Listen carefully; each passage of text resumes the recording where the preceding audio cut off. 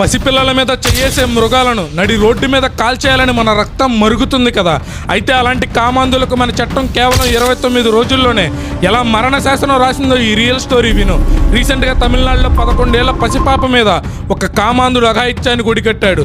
సమాచారం అందుకున్న పోలీసులు కేవలం 5 రోజుల్లోనే పక్కా ఆధారాలతో ఛార్జ్షీట్ ఫైల్ చేశారు. వెంటనే రంగంలో దిగిన ఫాస్ట్ ట్రాక్ కోర్ట్ ఏకంగా 17 మంది సాక్షుల విచారణను జెట్ స్పీడ్లో పూర్తి చేసి కరెక్ట్గా 29వ రోజున ఆ రాక్షసుడికి చచ్చేదాకా జైల్లోనే ఉంచేలా కఠినమైన తీర్పునిచ్చే రికార్డు సృష్టించింది. ఇదంతా ఎందువల్ల సాధ్యమైందంటే పసిపిల్లల రక్షణ కోసం మన దేశంలో ఉన్న బ్రహ్మాస్త్రమే పోక్సో చట్టం. దీనికి తోడు మన కొత్త భారతీయ న్యాయ సంహిత బిఎన్ఎస్లోని సెక్షన్ 65 ప్రకారం 12 సంవత్సరాల కంటే తక్కువ వయసున్న పిల్లల మీద అఘాయిత్యానికి పాల్పడితే ఆ మృగానికి నేరుగా ఉరిశిక్ష లేదా యావజ్జీవ శిక్ష ఖాయం. వాడు ఎంత పెద్ద తోపైనా సరే ఇందులో రాజీ పడడం, బెయిల్ రావడం అనే మాటే లేదు.